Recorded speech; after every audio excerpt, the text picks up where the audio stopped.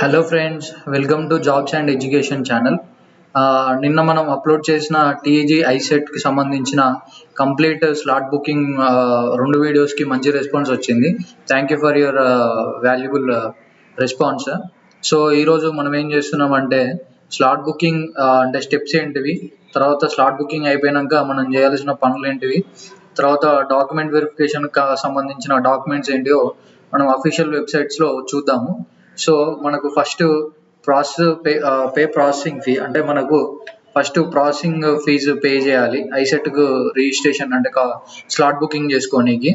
ఇది first hall ticket number, registration number, date of birth entry చేసి SC వాళ్ళు అయితేనేమో ఎస్సీ ఎస్టీ వాళ్ళు అయితేనేమో 600 అండ్ ఓసీబీసీ వాళ్ళు అయితే 1200. ఎప్పటిదాకా అంటే మనకు ఈ మంత్ సెప్టెంబర్ 8 వరకు మనం బుక్ చేసుకోవచ్చు. రిజిస్ట్రేషన్ ఫీజు మనం పే చేసుకోవచ్చు.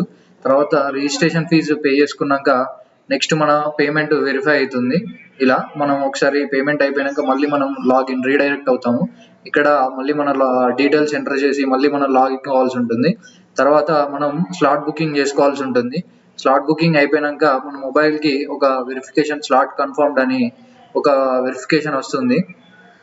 తర్వాత మనకు ఎక్కడన్నా ఇబ్బందులు ఉన్నా, లేకపోతే మనకు ఈ సర్టిఫికేట్కి సంబంధించింది, లేకపోతే స్లాట్ బుకింగ్ పేమెంట్స్కి సంబంధించిన ఏమైనా డౌట్స్ ఉంటే ఇక్కడ వీళ్ళు హెల్ప్ లైన్ నెంబర్స్ ఇచ్చారు, వాటికి కాల్ చేయండి. అక్కడ వాళ్ళు మ్యాక్సిమం రెస్పాన్స్ అవుతారు. తర్వాత మనకి స్లాట్ బుకింగ్ అయిపోయాక నెక్స్ట్ మనకు డాక్యుమెంట్ వెరిఫికేషన్ కోసం ఏమేమి డాక్యుమెంట్స్ కావాలో ఇప్పుడు చూద్దాము. ఇక్కడ వీళ్ళు అఫీషియల్గా ఇచ్చిన ఈ నోటీస్లో చూద్దాం మనము.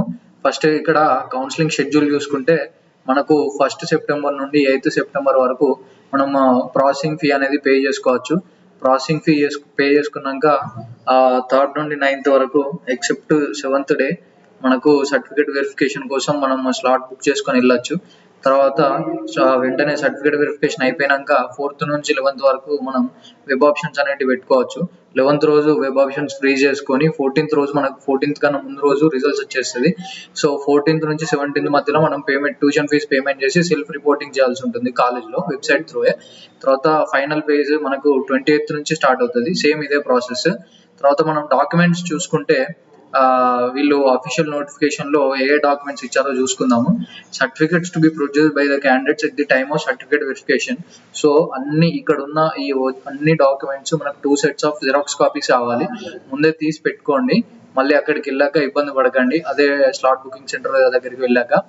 సో టీజీ ఐసెట్ 2024 మనకు rank card and TG ICET 2024 hall ticket, ఈ 2 మ్యాండేటరీ. తర్వాత Aadhaar card, SSC memo, intermediate memo. ఈ మెమోస్ షార్ట్ మెమోస్ ఏం అవసరం లేదు, లాంగ్ మెమోస్ ఉంటే సరిపోతుంది.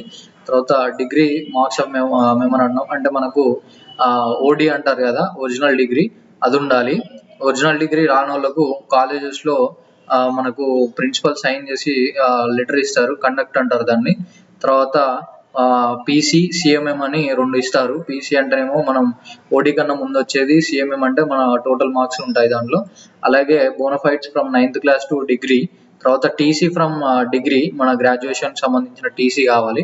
ఒకవేళ ఒరిజినల్ టీసీ రాలేదు అనుకుంటే ప్రిన్సిపల్ దగ్గర అక్కడ మీ కాలేజ్కి ప్రిన్సిపల్కి అప్లికేషన్ రాస్తే వాళ్ళు స్కాన్ కాపీస్ ఇస్తారు. వాళ్ళు పెండింగ్ పెట్టుకొని మళ్ళీ మనకు కాలేజ్లో సబ్మిట్ చేశాక మనం మళ్ళీ దాన్ని క్లియర్ చేసుకోవచ్చు. తర్వాత ఇన్కమ్ సర్టిఫికేట్ ఇష్యూడ్ బిఫోర్ 01/01/2000 అంటే మనకు ఈ ఇయర్ స్టార్టింగ్లో ఇష్యూ అయిన ఇన్కమ్ సర్టిఫికేట్ మాత్రమే చెల్లుతుంది. అలాగే క్యాస్ట్ కూడా అడుగుతున్నారు చాలా మంది. క్యాస్ట్ మనకు చేంజ్ కాదు కాబట్టి ఎప్పటి క్యాస్ట్ అయినా కూడా మనకు వ్యాలిడ్ అవుతుంది. కొంతమందికి వ్యాలిడ్ కావట్లేదు, కొంతమందికి డిస్ట్రిక్ట్స్ డివైడ్ కాకముందు ఉంది క్యాస్ట్ సర్టిఫికేట్ అని అనుకుంటున్నారు. అదేం లేదు, ప్రతి ఒక్క క్యాస్ట్ సర్టిఫికేట్ వ్యాలిడే. ఎందుకంటే క్యాస్ట్ ఇన్కమ్ లాగా రెసిడెన్స్ లాగా చేంజ్ కాదు. సో దానికి ఏం టెన్షన్ పడకండి. తర్వాత ఈడబ్ల్యూఎస్ సర్టిఫికేట్ ఒకవేళ మీరు అప్లికేబుల్ అయితే. తర్వాత రెసిడెంట్ సర్టిఫికేట్ అనేది 7 years వ్యాలిడిటీ ఉంటుంది. సో ఇవైతే మ్యాండేటరీ. ఇలానే మనకు ఒక 4 పాస్పోర్ట్ సైజు ఫొటోస్ కావాలి. అంటే ఇక్కడ మెన్షన్ చేయలేదు కానీ మీ దగ్గరనైతే ముందు జాగ్రత్తగా పెట్టుకొని వెళ్ళండి. అలాగే మనకు ఈ స్లాట్ బుకింగ్ చూసుకుంటే ఇక్కడ షెడ్యూల్ ఇచ్చారు 3, 4, 4, 6, 8, 9 అని ఈ డేట్స్ రోజు మనకు ఉంది.